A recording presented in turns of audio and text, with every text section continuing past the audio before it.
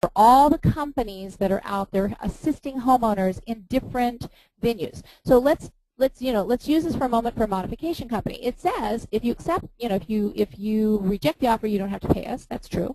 If you accept the offer, you will have to pay us, and then they would have a modification fee, a fee for doing the modification. But how does this relate to real estate? This should say, if you reject the offer, you don't have to pay us. If you accept the offer, you will have to pay us. Now remember, this is going to the homeowner. The number in that should be 0. 0. Because what this is saying out of pocket. In other words, what do you do when you go and talk to a homeowner about a short sale? One of the very first words that come out of your mouth is, good news, I can sell your house in a short sale and you don't have to, pay me anything out of pocket. It all comes from the transaction in the form of commission that's allowed through the, through the transaction proceeds. So this should be 0. Unless you're charging them any other additional fees, to process the shorts or whatever, and you basically shouldn't be doing that, it should be 0. So if you accept the offer, you'll have to pay us 0 for our services. Name of company, and then it reiterates the same information. Name of company is not associated with the government. Our service is not approved. So it says the same thing that was on the first disclosure. Okay, so that is for the listing. Now, if you take a listing and it's not a short sale, and then later on down the road it becomes one because buyer's offers were coming in low or whatever, then you immediately need to get into compliance. If you have anything in your pipeline right now that is a listing, you better get it into compliance because, like I said, this actually came into effect, fully into effect, January 31st. So anything that you had that listed after that, you better get it into compliance. Now, if you had anything that closed after January 31st, but up to now, there's no way you can go back and try to get into compliance. In fact, it would be really a bad idea to go and tell somebody, "Ooh, I forgot to get you this federally required document, that came out in January." So there's nothing you can do about it. You can't, retro, you can't, retro date them or anything like that. So just if it's closed, it's closed. If anything happens, and hopefully nothing will ever happen, but these are for, if there's any complaints or anything like that. So hopefully everybody's good with the listing. And so let's move on to the short sale approval. If I can get that to work. Okay, cool. All right. So now you've got a disclosure for all of your promotional advertising. You've got a disclosure, the MARSSN document form from CAR for your short sale listing.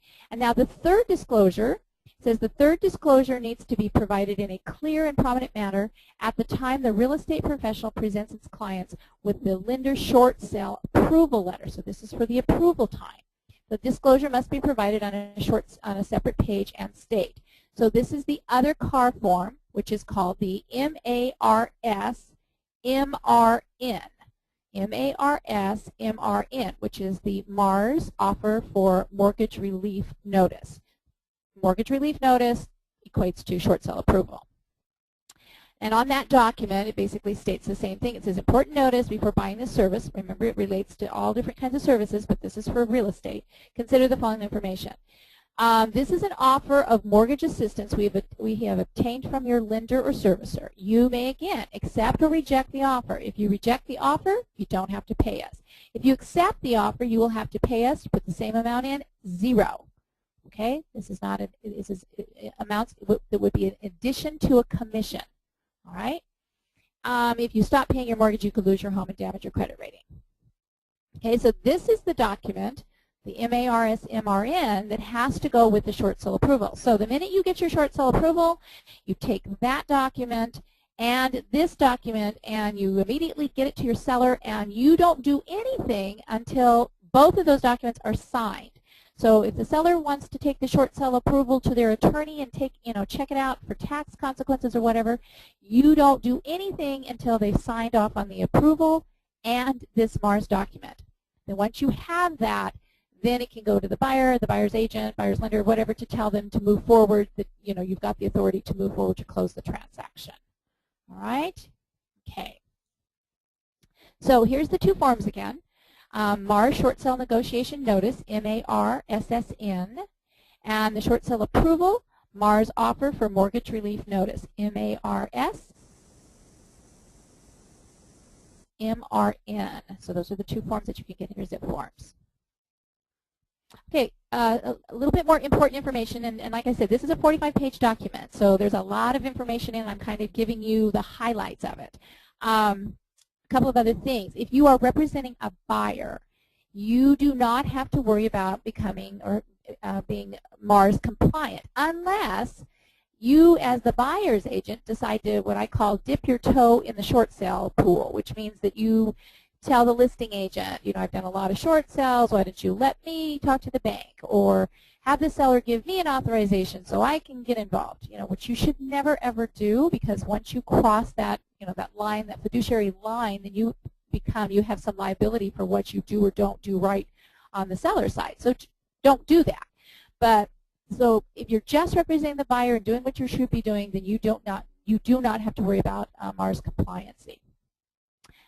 That being said, because this is such a new rule and because so many agents don't know about it, I do think that we have sort of an ethical responsibility. If you've got a short sale and you've got a buyer in a short sale, it would be great to make sure the listing agent knows about MARS compliancy so they don't, you know, get in any further trouble. So I'm sort of deputizing everybody I talk to go out there and kind of spread the word, because unfortunately this has been flying under the radar for, you know, a couple of months now, and then all of a sudden it's really important. But even the two documents that came out from CAR, I think, were not really fully explained. Nobody really knew what to do with them. So, and you can see that there's more than just the two documents. So it's really important to let everybody know that this is a pretty heavy rule, and we want to make sure everybody is in compliance and doesn't get in trouble. The last thing we're going to talk about in MARS is referrals. It says, any person that arranges for others to provide any mortgage assistance relief service, in other words, any licensee referring a client to MARS provider in exchange for a referral fee. So if you don't like to do short sales, but you get a phone call from someone and they say, oh, I'm in distress here, I can't make my payments. Oh, kind of an offside when we were talking about promotional advertising. If you're doing cold calling, or if someone calls you on the phone and says, I can't make my payments, I hear that you do short sales, or whatever it is, you need to give that disclosure, that promotional advertising disclosure that, you know, that you're not involved with the government, you know, or the lender. That has to come out of your mouth. That has to be a verbal disclosure. So if you're on the phone, you know, if someone says, you know, I need some help with a short sale, then you need to say, I would love to help you, and I think I can do a great job, but before we get started, I need to, there's a brand new federal rule out, it's for consumer protection, so I just have to give you this quick disclaimer. And you have to do that, because, I mean, it's just a requirement that disclosure gets made whenever you are having any kind of communication, either written or verbal, with a potential client.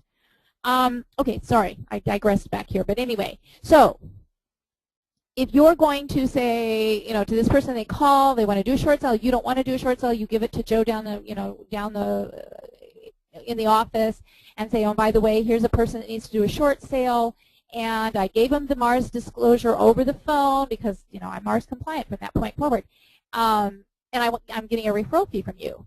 Then you not only made sure that you gave them the MARS disclosure when you talked to them, you have to make sure that Joe is MARS compliant in the remainder of that transaction. In other words, if he takes the listing, he has to do the MARS form. And when he gets the short sale approved, he has to do the MARS form. And you have to make sure, so you better keep copies of what he gets taken care of in his file. And you have to retain all of your records on these files for 24 months.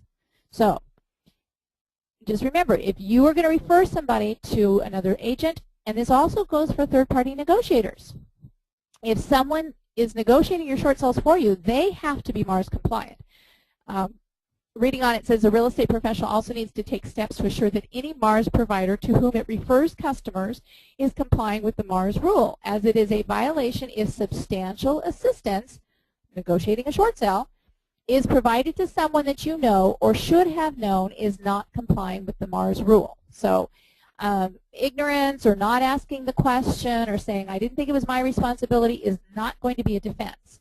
So you have to, you have to make sure that the people that you refer these people to are MARS compliant, or it comes back and gets you. Finally, MARS also prohibits anyone, not just MARS providers, from providing substantial assistance or support to a Mars provider when that person knows or consciously avoids knowing. And consciously avoids knowing basically is I just didn't ask. I didn't think it was important. It was not my business, whatever. You consciously avoid knowing that the provider is engaged in any act or practice that violates Mars. Okay? Okay. So I think what we're going to do right now is I'm seeing some questions popping up. So let me see if we can answer some questions. And let's see, Lisa, are you still there?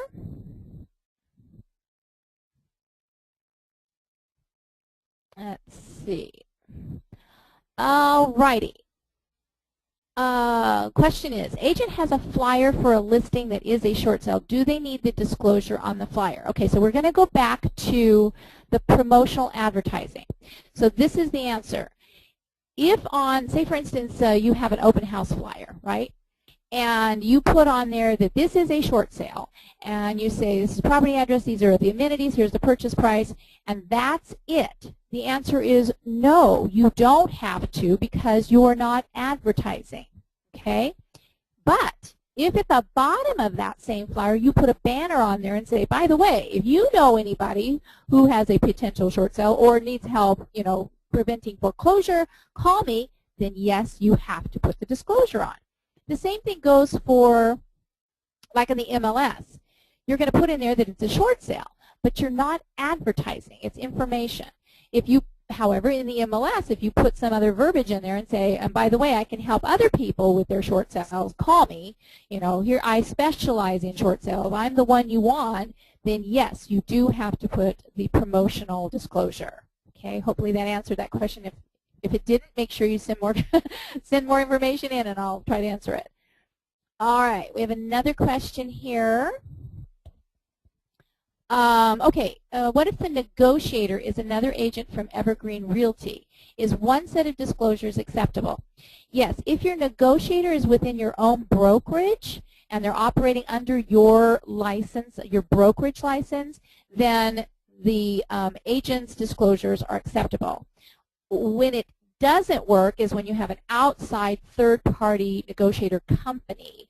They have to have their own disclosures, and they're not going to be able to use the real estate disclosures because, I mean, even though negotiators have to be licensed, they're still not. It's still not part of. They're typically not part of CAR. So they have to. They would probably have to create their own disclosure. So if you're working with a third-party negotiator outside, just make sure you ask them, are you Mars compliant? Can I see what your documents look like? And you have to make sure you get copies of their executed documents for your file. Because remember, you are the point of origin with that client. So from the point of origin is when you have to become Mars compliant, which could be your advertisement, phone conversation, or an email. All right, let's move on. Okay, question. If you speak to the same party multiple times regarding a short sale, do you have to give them the verbal disclosure over and over? No, I think once that I think you're cool. And this also brings up a good point. You need to keep a communication log on all of these transactions. So, you know, if you're going to be talking to someone, you need to put down, you know, gave the Mars disclosure, you know, blah, blah, blah. Once it's done, you don't have to, you know, do it over and over again. Okay, so but keeping a good communication log is imperative when you're working with distressed homeowners, and on any level, even outside of Mars, communication logs are absolutely imperative. Is there any disclosure from Mars that needs to be provided to the buyer when the buyer is being asked to pay the negotiator fee? No, because the disclosure is still for the seller because they're getting the benefit of the service. Okay? Even though the buyer is paying for it, it's still for the benefit of the seller. So it has nothing to do with who's paying for the service. It's who is saying that they can assist the seller to prevent foreclosure. See, this has really nothing to do with money. This has to do with the fact that there's been a lot of sellers out there, and they've either complained that they weren't given the right information.